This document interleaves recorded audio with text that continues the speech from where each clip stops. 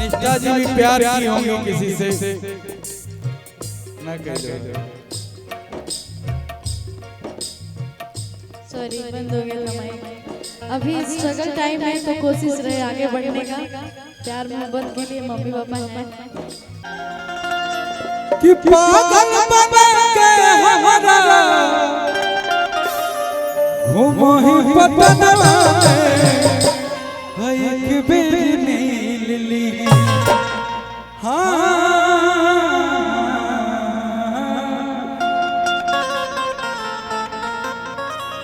कि एक बेर नीली रांची पागल खनवा में रांची पागल खनवा में पागल बना के हमारा कि पागल बना के हमारा घूमो ही पटना में एक बेर नीली एक बेर नीली रांची पागल खनवा में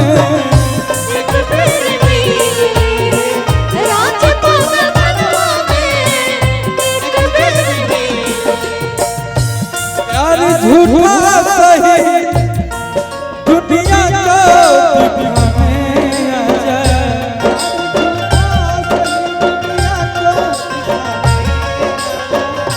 प्यार झूठा सही दुनिया को दिखाने आजा। तुम किसी और से मिलने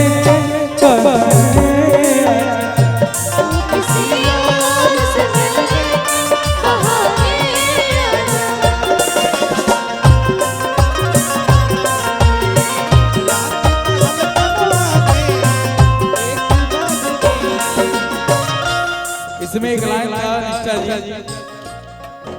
प्यार कोई भी करता है किसी लड़की से या लड़की करती है लड़का से तो दोनों का दिल टूटता है। हर कोई परेशान रहता, हर कोई दुखित रहता है। उसमें एक लाइन था,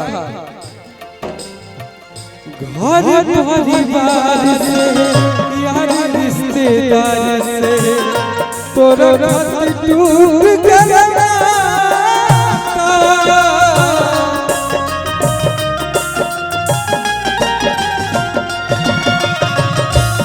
निष्ठा जी भी प्यार की होंगी किसी से ना कह दो। सॉरी बंद हो गया हमारी। अभी स्ट्रगल टाइम है तो कोशिश रहे आगे बढ़ने का। प्यार मोहब्बत के लिए मम्मी पापा हैं सीधे भी आकर सीधे भी आकर घर परिवार से यार रिश्तेदार से तोरा खत टूट गया।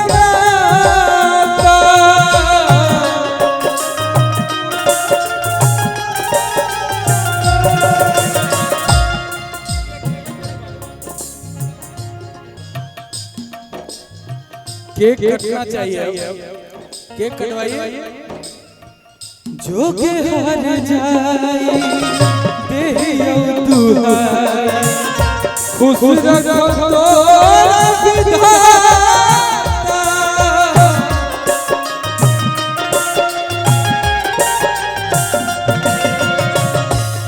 लड़का कहता याद तो हमें बेकरार याद तो हमें बेकरार रतिया सपनवा में एक बेर नीली एक बेर नीली रांची पागल खनवा में एक बेर नीली रांची पागल खनवा में एक बेर नीली। इसी में गाना मुझे याद आ गया। ये दुनिया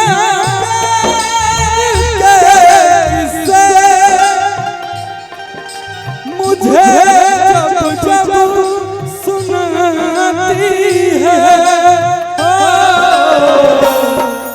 वो लड़की याद आती है वो लड़की याद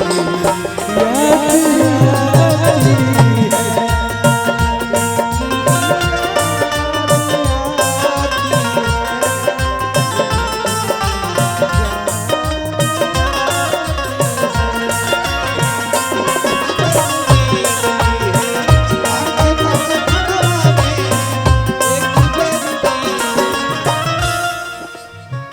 एक गाना जब आपका शादी होगा तो हल्दी लगेगा, ताराक लेकिन अलग डिजाइन लेंस लगा ना, माने पहले से आपको लेंस लगा के भगवान भेजे।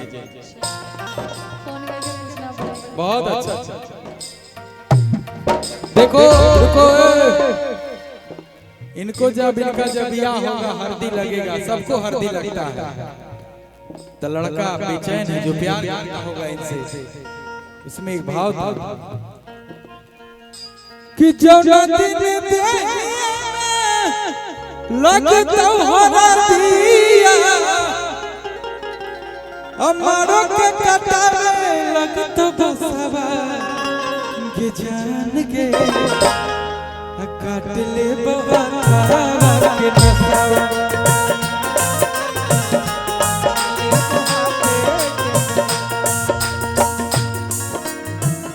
जो दिन लगता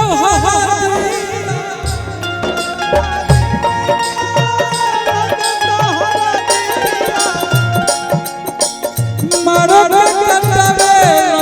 बसवा के जान के काट ले बहुत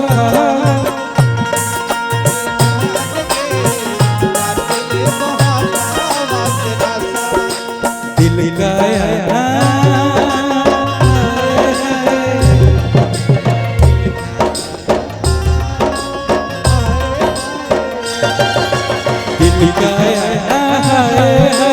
दिल का